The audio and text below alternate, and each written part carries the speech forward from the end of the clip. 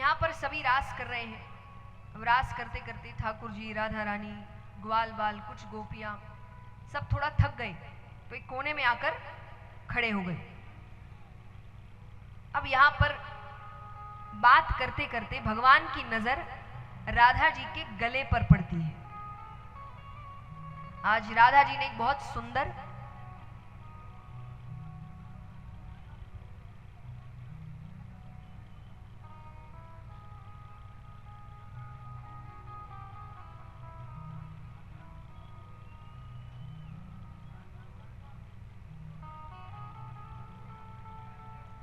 थोड़ा पीछे हो जाइए, आप भी थोड़ा सा ध्यान रखिए। सबसे निवेदन है, ये व्यवस्थाएं आपके लिए ही की गई है, अगर आप ही बिगाड़ेंगे तो कैसे चलेगा।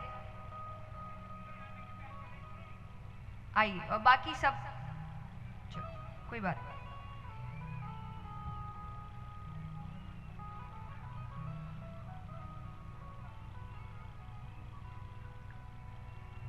तो भगवान की नजर राधा जी के गले पर पड़ती है। आज राधा जी ने एक बहुत सुंदर मोतियों का हार पहना था।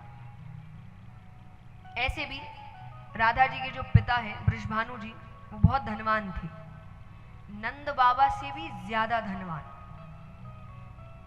तो राधा जी नित्य नए नए हार पहन के आती थी, कभी सोने का, कभी हीरे का, कभी मोतियों का। आज उन्होंने एक मोतियों का हार पहना था। भगवान को दिखने में अच्छा लग रहा है, तो उसको ठीक से देखने के लिए भगवान ने हाथ आगे किया। राधा जी समझ गए इनकी नजर हार पर है। उन्होंने सोचा थोड़ा मजाक किया जाए। अब मजाक में और किसी को तकलीफ पहुंचाने में बीच में एक बहुत पतली लाइन होती है, और कई बार हम उसे पार, तो मैं हमेशा एक बात कहती हूं, मजाक वही अच्छा जिसमें कहने वाला और सुनने वाला दोनों हंस रहे हैं। अगर एक हंस रहा है और एक को तकलीफ हो रही है, इसको मजाक नहीं कहते, और ऐसे मजाक को वहीं रोक देना चाहिए। तो राधा जी को लगा थोड़ा मजाक किया जाए, तो जैसे ही भगवान ने हाथ आगे किया, राधा जी पीछे हट गई। तो भगवान ने कारण पूछा, राधा जी ने कहा ये सस्ता हार नहीं है, टूट गया ना, तुम सब मोल नहीं चुका सकते इसका। भगवान को बात अच्छी। अब हमारे जैसे तो है नहीं भगवान, वहीं लड़ाई झगड़ा शुरू। तो वो चुपचाप वहां से चली गई। अब चले गए तो राधा जी को लगा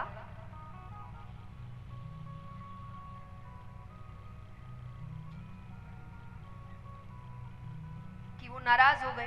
तो उनको लगा, पहले फोन नहीं थे, घर पहुंचने से पहले सॉरी लिख दो। तो राधा जी ने कहा कल रास करने आएंगे तो मैं माफी मांग लूंगी। अब कल क्या, भगवान कई दिनों तक रास करने नहीं आए, घर से बाहर नहीं निकल रहे, किसी से नहीं मिल रहे, किसी से बात नहीं कर रहे। कुछ दिन उन्होंने इंतजार किया, वो रोजाना आए, पर भगवान आए नहीं। अब वो भी उदास हो गई, वो भी घर पर बैठ गई, किसी से बात नहीं कर रही, किसी को कारण नहीं बता रही। यहां पर कुछ समय बाद नारद जी आते बृषभानु जी के। नारद जी ने कहा सब कैसे है। फिर उन्होंने विवाह का प्रस्ताव रखा राधा जी के लिए। तो बृषभानु जी कहे कि विवाह कर तो दे, पर कोई वर भी तो अच्छा होना चाहिए। नारद जी कहे बगल में छोरा, गांव में ढिंडोरा। अरे आपके मित्र नंद राय जी, उनका छोरा कृष्णा, ठीक है थोड़ी चोरी करता है, वो तो शादी के बाद सुधर जाएगा। देखिए ये तो मजाक की बात है, लेकिन कुछ चीजें हैं हमारे बीच जो अच्छी नहीं है, उनको बदल देना सबसे अच्छी बात होती है। तो एक हमारे समाज की बात है कि जब लड़की बहुत समझदार हो जाती है, हर चीज समझने लग गई है, सब कुछ अच्छे से कार्य करती है, तो परिवार कहता है इसकी शादी कर दो। और जब लड़का बहुत बिगड़ जाता है कि जब माँ बाप से ही नहीं संभला जा रहा, तो कहते इसकी जिम्मेदारी आएगी, सुधर जाएगा। तो वो अपना परिवार छोड़कर जो आ रही है, वो किसी को सुधारने आ रही है। और 1% आप मान भी लो कि भाई अच्छा काम है, किसी का जीवन सुधर जाएगा किसी की वजह से, तो चलो मान लिया वो 1% की उसने सुधारने का काम किया, पर अगर नहीं सुधरा तो लड़की की तो जिंदगी खराब। तो इसीलिए जब दोनों तैयार हो, दोनों समझदार हो और विवाह के लायक हो, तभी करिए। इतनी जल्दबाजी मत रखिए कि जीवन में हमने बना दिया है वो इतनी उम्र में ये, इतनी उम्र में ये, इतनी उम्र में शादी। क्योंकि ये कोई साधारण फैसला, अगर बहुत साधारण शब्दों में कहे तो शादी क्या है कि आपको किसी एक व्यक्ति के साथ आगे के 50 से 60 साल एक कमरे में रहना है। ये छोटी बात नहीं है। तो ये फैसला बहुत सोच समझ के लेना चाहिए। तो वो कह रहे हैं कि कृष्णा, आपका देखा परखा घर है, आज किसी अनजान घर में बेटी को देंगे तो दो बात कहने में भी डर लगता है। ये तो जाना पहचाना घर है, आप कल को खुद जाकर नंद बाबा से कह सकते हैं ये हरकत बंद करो, राधा को अच्छा नहीं लग रहा, क्योंकि आपके दोस्त है वो, उनको भी बात अच्छी लगी।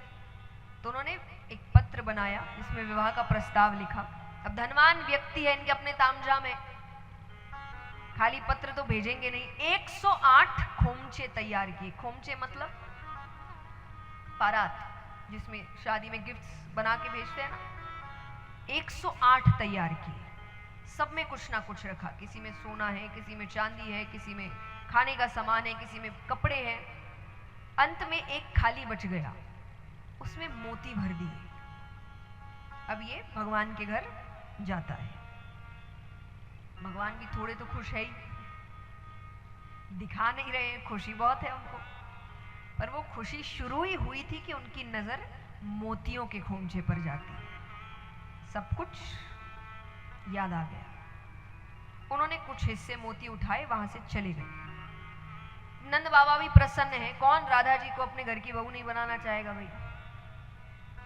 तो उन्होंने कहा कि स्वीकृति पत्र तो भेजेंगे, पर ये भी तो खाली करके कुछ ना कुछ इसमें भर के भेजना पड़ेगा। तो सेवकों से खाली कराया जा रहा है। अब नंद बाबा वहां फेरी लगा रहे हैं, तो मोतियों के खोमचे तक पहुंचे तो वो देख रहे मोती कम लग रहे हैं, जबकि सेवक अभी तक वहां पहुंचे नहीं है। नंद बाबा ने कहा यहां कोई आया था? बोले कृष्ण बलराम आए थे। नंद बाबा के घर में ही चोर है, दूसरों से क्या पूछना। तो भगवान से पूछा कि आप मोती उठाए यहां से? भगवान का यहां उठाए। बोले क्यों उठाए? बोले मैंने मोतियों की खेती कर दी है। और सच में घर के पीछे ले जाते हैं तो जैसे अंगूर के गुच्छे लटकते हैं, मोतियों के गुच्छे हैं। अब भगवान ने कहा एक नहीं, 108 खोमचे मोतियों से भर के भेजो। वो जाता है, राधा जी के घर पहुंचा, सब पर कपड़े रखे हैं।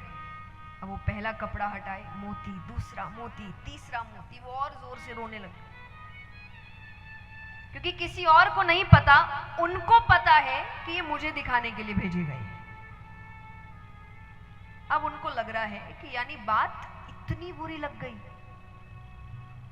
वो बहुत उदास हो गई। तब बृषभानु जी ने एक ऐलान किया कि राधा बहुत उदास है, किसी से बात नहीं कर रही, भोजन नहीं कर रही, जो उसके चेहरे पर मुस्कुराहट ले आएगा उसे मुंह मांगा इनाम दिया जाएगा। बात बरसाने से वृंदावन पहुंची। भगवान तक बात पहुंचती है। प्रेम क्या है? आप झगड़ा कर सकते हैं, आपके बीच अनबन हो सकती है, पर आप जिनसे प्रेम करते हैं उनकी चिंता नहीं छोड़ सकते। तो भगवान को अब चिंता हो गई। भगवान कहते अब तो मनाना पड़ेगा, पर अब सीधे सीधे नहीं जा सकते, क्योंकि क्या पता ये सिर्फ खबर मेरे लिए ही फैलाई गई हो और मैं जैसे ही वहां पहुंचा तो वही मुझे कहते एक खबर मिली नहीं कि आ गए मनाने। तो उनको लग रहा है कुछ ऐसा करते हैं कि अगर लड़ाई की बात भी हम दोनों के बीच है तो ये मनाना भी हम दोनों के बीच हो, तमाशे नहीं करने, किसी को बताना नहीं है। तो भगवान सोच रहे हैं क्या किया जाए। उनकी नजर यशोदा मैया पर पड़ती है। भगवान ने उनके कमरे से घाघरा दुपट्टा उठाया, खूब सारी चूड़ियां इकट्ठा करी। राधा जी को चूड़ियां बहुत पसंद थी, हर रंग की चूड़ियां इकट्ठा करी और मनिहारी का रूप बनाकर बरसाने की गलियों में घूम रहे हैं, आवाज लगा रहे हैं चूड़ी ले लो, लाल हरी पीली नीली चूड़ी ले लो। राधा जी का आवाज तो जानी पहचानी है।